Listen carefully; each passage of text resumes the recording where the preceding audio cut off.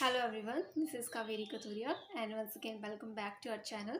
आज हम स्टडी करने वाले हैं chapter number 5 of macroeconomics barter system.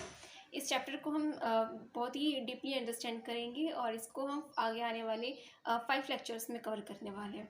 तो चलिए स्टार्ट करते हैं इसको फर्स्ट पार्ट के साथ। So let get started. तो आइए हम स्टार्ट करते हैं हमारा चैप्टर नंबर 5 जो है आपका मनी। तो मनी को अंडरस्टैंड करने से पहले हम ये देखते हैं कि आज हम इस लेक्चर में क्या क्या डिस्कस करने वाले हैं। सबसे पहले हम इस लेक्चर में अंडरस्टैंड करेंगे मनी का मीनिंग। आफ्टर दैट हम ये देखेंगे कि मनी की हमें ज़रूरत क्यों महसूस हुई। हमने मनी का एवोल्यूशन, उसका ऑरिजिन अंडरस्टैंड करना है। आफ्टर दैट हम फंक्शंस ऑफ मनी करते हुए कंटिन्यू करते रहेंगे इस लेक्चर को। तो मनी का ये मीनिंग अंडरस्टैंड करने से पहले हम लोग ये अंडरस्टैंड करते हैं कि हमारे इकोनॉमी में जब मनी का एवोल्यूशन नहीं हुआ था, राइट, तो जब मनी का एवोल्यूशन नहीं हुआ था तो उस समय हमारी इकोनॉमी में जो सेल एंड परचेज हुआ करता था वो कैसे हुआ करता था। तो सबसे पहले हमें एक टर्म अंडरस्टैंड करनी है और उस टर्म को हम बोलते हैं बार्टर सिस्टम। देखिए, मोस्ट इंपॉर्टेंट टर्म है ये आपकी, जो आपको अंडरस्टैंड करनी है, ये होती है बार्टर सिस्टम। होता क्या था जनरली, पहले हम लोग क्या करते थे, पहले के ज़माने में जब मनी का इंट्रोडक्शन नहीं हुआ था, मनी का एवोल्यूशन नहीं हुआ था, तो उस समय हम लोग गुड्स को गुड्स के साथ एक्सचेंज किया करते थे। मतलब कि एक पर्सन के पास जो भी गुड्स सरप्लस में है, इट्स मीन कि वो जो भी सामान बनाता था, बनाने के बाद वो कुछ सामान अपने कंजप्शन के लिए रख लेता था। आफ्टर दैट जो उसके पास सरप्लस होता था, एक्स्ट्रा होता था, वो उसको क्या करता था, किसी अदर गुड्स के साथ एक्सचेंज करने के लिए यूज़ करता था।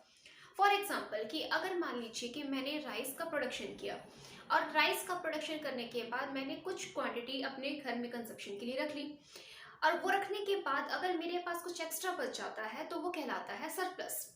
अब उस सरप्लस को मैं क्या करूँगी कि इन फ्यूचर मुझे कभी भी क्या करना होगा, किसी दूसरे पर्सन के साथ कोई गुड्स एक्सचेंज करनी है। फॉर एग्जाम्पल मुझे अब चाहिए शूज़, तो मुझे एक ऐसा पर्सन ढूंढना होगा जिसको क्या हो, मेरे राइस की रिक्वायरमेंट हो और मुझे उसके शूज़ जो है उसके पास एक्स्ट्रा में हो, तो वो मुझे शूज़ देने के लिए रेडी हो। तो मतलब ये है कहने का कि हमें एक गुड्स को दूसरे गुड्स के साथ एक्सचेंज करना होता था, और हर बार हमें एक ऐसा ही पर्सन देखकर ये कोइंसिडेंस देखना होता था कि वो हमारे साथ गुड्स एक्सचेंज करने को रेडी हो।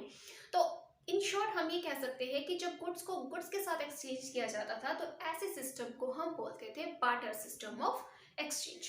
तो चलिए अब एक बार हम ये देख लेते हैं होता क्या है। गुड्स की अगर हम बात करें तो यहाँ कहते हैं कि goods were exchange for goods. सबसे पहले कहते हैं कि गुड्स को एक्सचेंज किया जा रहा है, किसके साथ, गुड्स के साथ। फॉर एग्जाम्पल मैंने आपको अभी जो दिया राइस का, कि अगर एक पर्सन के पास राइस है और दूसरे पर्सन के पास क्या है, व्हीट है, तो अगर ये दोनों जो है, अब ये राइस वाला देखेगा कि इस पर्सन को, जो ये पर्सन है, इस पर्सन को इसके राइस की रिक्वायरमेंट हो और ये चाहता है कि ऐसा पर्सन इसके साथ वेट जो एक्सचेंज करने के लिए भी रेडी हो, तो हमें क्या करना होता था, डबल कोइंसिडेंस करना होता था, और इसी सिस्टम को हम कहते थे बार्टर सिस्टम ऑफ एक्सचेंज। तो सबसे पहले आपको ये ध्यान रखना है कि जब मनी नाम की कोई चीज ही नहीं थी तो उस समय ये आप लेन देन जो है इस तरीके से किया करते थे।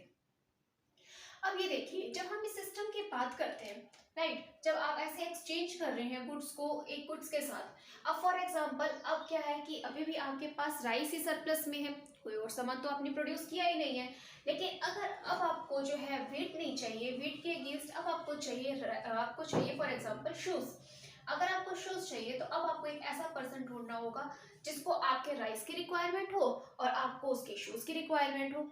अब ऐसा कोइंसिडेंस अगर आप फिर से ढूंढने निकल जाएंगे मार्केट में तो वो सामान लेने के लिए आपको बहुत ज़्यादा देरी हो जाएगी। तो ये जो सिस्टम था हमारा, ये एक वेल डिफाइंड सिस्टम नहीं था, एक अच्छा तरीका नहीं था। ऐसा लेन देन अगर आप करते रहेंगे तो इसके अंदर आपका बहुत ज़्यादा टाइम जाएगा। तो इसलिए हमने क्या देखा यहाँ पर कि जब भी मल्टीप्लिसिटी ऑफ वांट्स होती है, मतलब एक आधी चीज़ को अगर चेंज करना हो तो हो जाएगा, लेकिन अगर आपकी बहुत सारी चीज़ें हो, बहुत सारी ज़रूरतें हो, तो ये जो सिस्टम है, ये आपका सिस्टम कैसा प्रूफ हुआ, इनएफिशिएंट सिस्टम ऑफ एक्सचेंज। तभी सिस्टम जो है वहाँ पर सही तरीका नहीं माना गया। तो इसलिए हमें एक ऐसी चीज़ की ज़रूरत थी जिसको हम कॉमनली एक्सेप्ट किया जाए, जिसका मतलब है कि उसको सभी लोग एक्सेप्ट कर सके। तो commonly accepted medium of exchange की हमें ज़रूरत थी। तभी यहाँ पर कहता है कि यहाँ हमने इन्वेंशन किया, किसका, मनी का इन्वेंशन किया। अब मनी होता क्या है, तो आइए एक बार उसको अंडरस्टैंड कर लेते हैं। मनी होता क्या है, कहता है कि अ थिंग, कोई भी एक ऐसी चीज, कोई भी एक ऐसी चीज, ठीक है। अब ये मत समझना कि मनी को, पेपर करेंसी को और प्लास्टिक को और या फिर कॉइन्स को ही मनी कहते हैं। कोई भी एक ऐसी चीज कॉमनली एक्सेप्टेड, कॉमनली मतलब सभी उसको एक्सेप्ट करेंगे, कॉमनली एक्सेप्ट की जाएगी लोगों के बीच में, commonly accepted as a medium, medium of exchange, जिसे मीडियम ऑफ एक्सचेंज माना जाएगा, मतलब जिसे एक साधन माना जाएगा कि आपको कोई भी कोई चीज लेनी है तो आप वो उसके बदले में वो मनी देंगे और वो चीज ले लेंगे। और वो मनी क्या होगी, कोई भी एक ऐसी चीज जो सभी उसको एक्सेप्ट करेंगे। तो commonly accepted as a medium of exchange, और उसको कहा जाता है मनी। उसको क्या बोलेंगे आप, मनी। फॉर एग्जाम्पल अगर आप पेपर करेंसी कॉइन्स वगैरह अगर भूल जाइए, फॉर एग्जाम्पल ये पेन है, इसको लीगली ऑथोराइज कर दिया जाए, इसके ऊपर कोई मार्का लगा दिया और लीगली ऑथोराइज करके बोला गया कि ये मीडियम ऑफ एक्सचेंज है, तो हर जगह इसी को यूज करेंगे आप। कोई भी सामान लेना होगा आपके पास ये होना चाहिए, आप उसे ये देंगे और वो आपको बदले में वो सामान दे देगा। और जिसने अब इसको एक्सेप्ट किया है वो आगे अपनी जरूरत के लिए इसको किसी और के साथ एक्सचेंज करेगा और अपना सामान ले लेगा। तो सर्कुलेशन में क्या रहेगा, वही जो चीज ऑथराइज की गई है, तो उसी को आप क्या कह रहे हैं यहाँ पे, which is commonly accepted as a medium of exchange, उसी को आप क्या बोलते हैं, मनी बोलते हैं। तो ये अगर आपसे पूछा जाए कि मनी का इन्वेंशन जब हुआ तो उससे पहले कौन सा सिस्टम चलता था, तो उससे पहले आपका ये barter system of exchange follow किया जाता था। आई होप यहाँ तक आपको ये क्लियर होगा। अब इसके बाद देखते हैं coins of gold and silver. जब मनी का एवोल्यूशन हुआ तो सबसे पहले क्या आया, सबसे पहले लोगों ने गोल्ड के कॉइन्स और ये सिल्वर कॉइन्स, सबसे पहले सोने चांदी के सिक्के बनाए जाते थे, और उसके बाद जो है हम लोग जो है एक एक स्टेप आगे बढ़ते गए, हमने गोल्ड और सिल्वर के कॉइन्स को बंद कर दिया। अब रीजन क्या था इसके पीछे गोल्ड और सिल्वर के कॉइन्स बंद करने का, ये भी आप आगे आने वाले लेक्चर में देखेंगे। तो अभी आप सिर्फ इतना याद रखिए कि ये गोल्ड और सिल्वर के कॉइन्स बंद कर दिए गए। अब इसके बाद हमने जो है एलोय मेटल के कॉइन्स जो है वो स्टार्ट कर दिए। ये यूज किए जाते थे कॉइन्स के लिए, एलोय मेटल को यूज किया जाने लगा। तो सबसे पहले गोल्ड आया, फिर सिल्वर कॉइन्स आए, फिर एलोय मेटल को हम यूज करने लगे, और इसी के साथ साथ इंट्रोडक्शन हुआ किसका, हमारा पेपर करेंसी का। पेपर करेंसी इसको आप नोट बोलते हैं, तो पेपर करेंसी जो आज भी चलता है, ठीक है। तो ये गोल्ड और सिल्वर कॉइन्स नहीं चलते, तो पेपर करेंसी को जो है हम यूज करने लगे as a medium of exchange. अब इनके बाद आया आपका प्लास्टिक मनी, जैसे आप ये कैश कार्ड्स यूज करते हैं, डेबिट कार्ड, क्रेडिट कार्ड, ये सब चीजें आपकी किस में आती है, प्लास्टिक मनी के अंदर आती है। अब प्लास्टिक मनी के बाद आपका नेक्स्ट कॉन्सेप्ट आता है ई मनी। ई मनी जिसको बोलते हैं electronic transfer of money. Electronically, digitally जो आप मनी ट्रांसफर करते हैं एक से दूसरे पर्सन को ट्रांसफर जो की जाती है, जैसे आपने कहा आप ट्रांसफर करने के लिए आरटीजीएस यूज करते हैं, नेफ्ट को यूज करते हैं, ये बहुत सी चीजें हैं जो आने वाले लेक्चर्स में स्टडी करेंगे हम लोग, डीपली आप लोग इसको अंडरस्टैंड करेंगे। तो इलेक्ट्रॉनिकली जो ट्रांसफर है मनी का, ये बहुत ही बेनिफिशियल प्रूफ हुआ। बहुत ही कम समय में आप जो है किसी भी टाइम पर एक पर्सन से दूसरे पर्सन के अकाउंट में पैसा ट्रांसफर किया जा सकता है। डेबिट करना हो, क्रेडिट करना हो, ये एंट्रीज जो है ये बहुत इजीली की जा सकती है, राइट। और बैंक अकाउंट में ये एंट्रीज करना भी है आपके लिए, मेंटेन करना, ये सब बहुत ईजी हो जाता है। तो ये सारी चीजें थी जो आज बेसिकली हमने अंडरस्टैंड की कि सबसे पहले हमने बार्टर सिस्टम के बाद एवोल्यूशन ऑफ मनी, और जो ये टाइप्स ऑफ मनी आए हैं इनको हमने अंडरस्टैंड किया। तो आई होप ये अभी आपको क्लियर हो गया होगा। इसके आगे देखते हैं एक और नया कंसेप्ट, उसको सीखते हैं, तब तक आप इसका स्क्रीनशॉट ले सकते हैं।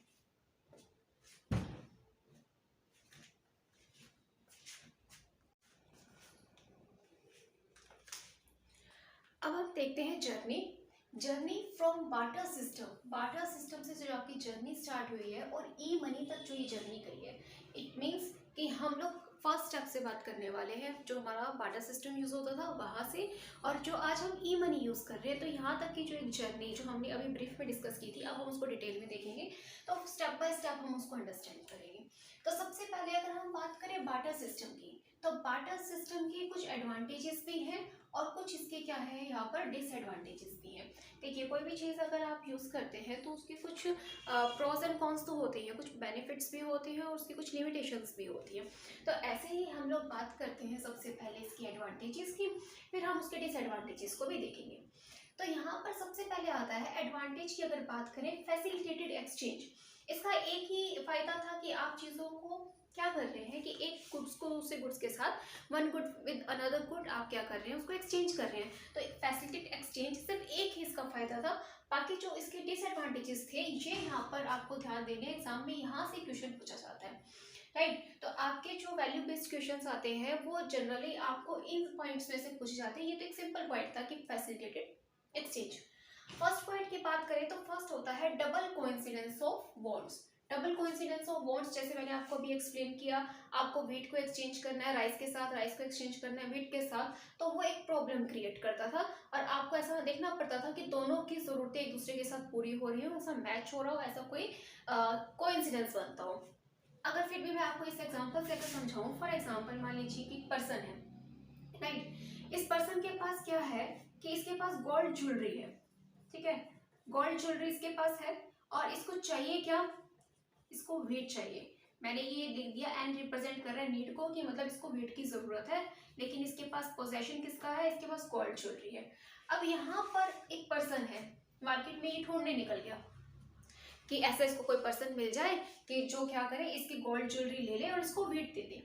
लेकिन ये पर्सन ढूंढने जब गया तो इसको एक ऐसा पर्सन मिला जिसके पास क्या था, जिसके पास राइस अवेलेबल थे, ठीक है, उसके पास राइस थे, बोला मुझसे राइस ले लो, लेकिन उसको नीड थी किसकी, शूज की।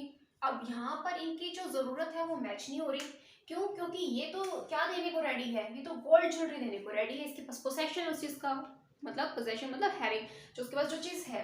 अब ये कह रहा है कि गोल्ड ज्वेलरी ले लो, ये कह रहा है चावल ले लो मेरे, ये कहता है मुझे वीट दे दो, ये कह रहा है मुझे शूज दे दो। तो मतलब यहाँ पर भी क्या है, ये इनका कनेक्शन इस पर्सन के साथ नहीं सही बैठ रहा है, कोइंसिडेंस नहीं बैठ रहा है।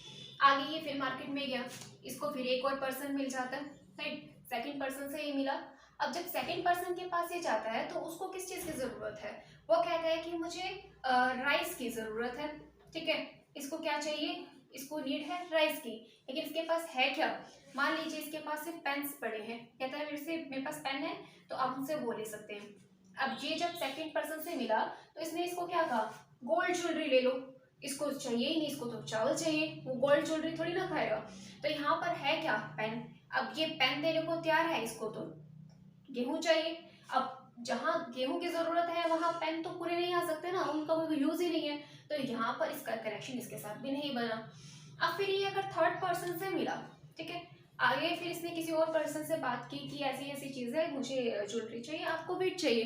तो बाय चांस इसको एक ऐसा पर्सन मिल गया जिसको क्या था, जिसको वेट की क्या थी, अगर हम बात करते हैं उसके पास वेट का पोजीशन था और गोल्ड ज्वेलरी की रिक्वायरमेंट थी, ठीक है, नीड थी गोल्ड ज्वेलरी की। यहाँ पर इसकी जरूरत मैच हो जाती है इसके साथ, क्योंकि देखो इसके पास गोल्ड ज्वेलरी है और ये कह रहा है कि मुझे गोल्ड ज्वेलरी चाहिए, सेट हो गया।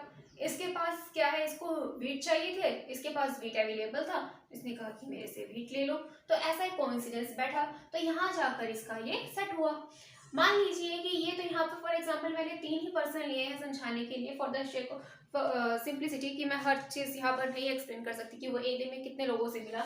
जरूरी तो नहीं है कि तीसरे पर्सन से मिलते ही यहाँ उसकी ज़रूरत जो है वो पूरी हो जाती, हो सकता है 15-20 लोगों से मिलना पड़ता, हो सकता है कि उस दिन उसको ऐसा कोई पर्सन मिलता ही नहीं। तो यहाँ पर एक प्रॉब्लम क्रिएट होती थी, जहाँ हम हर बार देखते हैं कि डबल कोइंसिडेंस ऑफ बॉन्ड कहाँ पर होगा, जहाँ पर आकर हम अपनी ज़रूरत को पूरा कर पाए।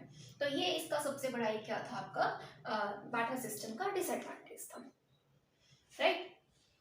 चलिए अब नेक्स्ट देखते हैं, एक और हम एग्जांपल लेते हैं। इसका डिसएडवांटेज है lack of common unit of value.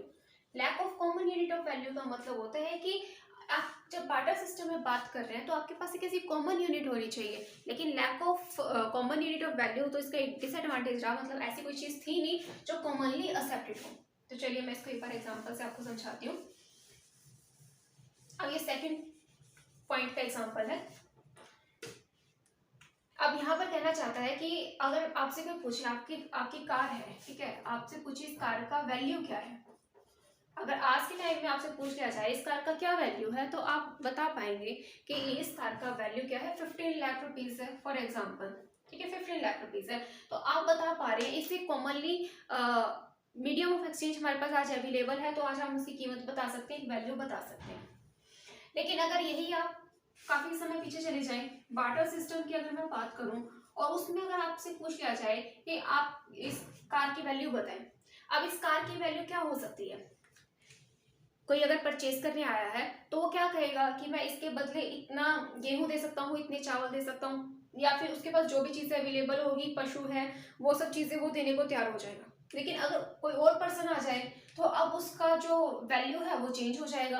अब वो क्या कहेगा कि मेरे पास तो भाई बुक्स अवेलेबल हैं, नोटबुक्स अवेलेबल हैं, मेरे पास ये चीज़ें अवेलेबल हैं, तो वो देगा जो उसके पास अवेलेबल होगा। लेकिन इसकी एक कॉमन वैल्यू तो नहीं आप बता पाएंगे ना कि कितने लाख रुपए हैं, 15 20 30 कितने लाख रुपए की वैल्यू है, कितने लाख की चीज़ है या कितने की है। तो कॉमन यूनिट ऑफ वैल्यू जो है बार्टर सिस्टम में नहीं हुआ करता था। आप सिर्फ यही बता सकते थे कि इसके बदले में जिसके पास जो अवेलेबल है वो कितनी अमाउंट देना चाहता है। तो ये कोई करेक्ट मेजरमेंट नहीं था किसी चीज़ को सेल परचेज करते समय। तो इसीलिए यहाँ पर कहते हैं कि ये प्रॉब्लम भी एक यहाँ पर हम फेस कर रहे थे, जो मनी का एवोल्यूशन होने से, मनी के इन्वेंशन से वो प्रॉब्लम हमारी खत्म हुई थी। तो इसको बोलते हैं lack of common unit of value. मतलब जब आप उसको एक उसकी कीमत नहीं लगा सकते, एक कॉमन यूनिट में नहीं बता सकते हैं, तब ये समस्या भी वहां पर बार्टर सिस्टम की वजह से हम लोग फेस कर रहे थे। नेक्स्ट देखते हैं। नेक्स्ट पॉइंट है हमारा difficulty of future payment. Difficulty of future payment क्या होता है कि आज मान लीजिए आप कोई चीज परचेज कर रहे हैं, ठीक है, आज आप कोई चीज परचेज कर रहे हैं और उसकी पेमेंट आपको फ्यूचर में करनी है। अब फ्यूचर में अगर पेमेंट करनी है तो उसकी कीमत तो आज डिसाइड करनी पड़ेगी, कीमत तो आज ही डिसाइड करनी पड़ेगी। लेकिन जब अगर आप उसकी कीमत डिसाइड ही नहीं कर पा रहे हैं तो किस बेस पे कॉन्ट्रैक्ट करेंगे। मान लीजिए कि आपको एक अपना घर बेचना है या कोई और चीज़ बेचनी है, ठीक है, कोई प्रॉपर्टी सेल करनी है और उसको आप पेमेंट आपको उसको फ्यूचर में मिलने वाली है, तो आपको कैसे पता लगेगा कि आपको फ्यूचर में एक कॉमनली वैल्यू कैसे एक्सेप्ट करेंगे कि कहाँ डील करना सही है। क्या आप उससे ये डिसाइड करेंगे फ्यूचर में कितने पशु दिए जाएंगे, कितना कोई क्रॉप दी जाएगी, क्या दिया जाएगा। तो फ्यूचर के लिए जब पेमेंट की जाती है तो उसको भी आप क्या है इस तरीके से डिफाइन नहीं कर सकते। तो ये भी एक प्रॉब्लम आप यहाँ पर फेस करते हैं कि डील आज हो रहा है, पेमेंट फ्यूचर में होगा, तो वो भी आपके लिए एक प्रॉब्लम क्रिएट कर रहा था। लास्ट पॉइंट है लैक ऑफ स्टोरेज। इसी के साथ एक आता है पॉइंट लैक ऑफ ट्रांसफर, ये भी आप ध्यान रख सकते हैं। लैक ऑफ स्टोरेज का मतलब होता है कि आपको इस सिस्टम में जो भी चीज़ें आपको दी जाती थी, जो आपका डील होता था उसके अगेंस्ट जो भी सिस्टम दी जाती थी, वहाँ प्रॉब्लम क्रिएट होती थी। मान लीजिए कि यहाँ पर आपको कैटल मिल गए, ठीक है, और उन कैटल के बदले आपको क्या करना है कि आपने कोई चीज़ बेच दी अपनी। अब उस कैटल को आपने ले तो लिया है, लेकिन क्या ये मेंटेनेंस का इसके ऊपर खर्चा नहीं आएगा, मेंटेनेंस का खर्चा आएगा, ठीक है, आपको इनको मेंटेन करना पड़ेगा। और दूसरा क्या है, इनकी जो लाइफ है वो भी बहुत शॉर्ट होती है, उसकी कोई श्योरिटी तो है नहीं, वैसे भी इनकी लाइफ शॉर्ट होती है, एक ऊपर से इनसिक्योरिटी भी है इनको लेकर। तो ये सब चीज़ें जो है यहाँ पर एक प्रॉब्लम क्रिएट करती है। दूसरा लैक ऑफ ट्रांसफर। अगर आपको कहीं जाना है और आपने एक जगह से दूसरी जगह ट्रांसफर कर रहे हैं, आपने यहाँ पर जो भी चीज़ें थी अपनी सारी सेल कर दी, बदले में आप लोग गेहूं लेकर जा रहे हैं, बदले में चावल लेकर जा रहे हैं, बदले में पशु लेकर जा रहे हैं, तो ये सब जो है आपको प्रॉब्लम क्रिएट करेंगे एक जगह से दूसरी जगह जाने में। आप वहाँ पर ट्रांसफ़र अगर आपने करना है तो यहाँ पर आपको प्रॉब्लम क्रिएट होगी। तो कहते हैं कि ये चीज़ें सही नहीं थी, स्टोरेज भी नहीं कर पा रहे थे और ट्रांसफ़र भी नहीं हम कर सकते थे। और ये सब प्रॉब्लम्स को दिमाग में रखते हुए हम लोग जो है बार्टर सिस्टम से मूव कर गए किसकी तरफ, मनी की तरफ, money as a medium of exchange. अभी बहुत से चेंजेस आए हैं इस पूरे स्टेप में, ये तो सिर्फ एक फर्स्ट स्टेप था इस जर्नी का, एक फर्स्ट पॉइंट था बार्टर सिस्टम। इसके अंदर बहुत से स्टेजेस आएंगे तब जाकर हम ई मनी के ऊपर पहुंचेंगे। तो ये आई होप आपको क्लियर होगा। अब आपको आज इस लेक्चर में करना क्या है, इसके डिसएडवांटेजेस को बहुत अच्छे से करना है। यहीं से क्वेश्चन पूछा जाता है, यहीं से आपको जो है वैल्यू बेस्ड क्वेश्चंस आते हैं, एमसीक्यूज आते हैं, असर्शन रीजनिंग बनता है, यहीं से क्वेश्चंस आते हैं। और एक चीज़ और आपको ध्यान रखनी है कि आप जितने ज़्यादा एग्जाम्पल्स जो हैं कनेक्ट करेंगे अपने कॉन्सेप्ट्स के साथ, उतनी ज़्यादा आपको कॉन्सेप्ट क्लैरिटी आएगी। विदाउट एग्जाम्पल्स आपको कॉन्सेप्ट क्लैरिटी कभी भी नहीं आ सकती है। तो मेक श्योर आप अपनी बुक में से रीडिंग ज़रूर लगाएं, वीडियो देखकर काम नहीं चलेगा, अपनी बुक में से ज़रूर रीडिंग लगाएंगे, तभी आपको जो है अपने कॉन्सेप्ट्स क्लियर होंगे। तो चलिए आज इसको यहीं वाइंड अप करते हैं, बाकी हम डिस्कस करेंगे नेक्स्ट लेक्चर में। Thank you very much.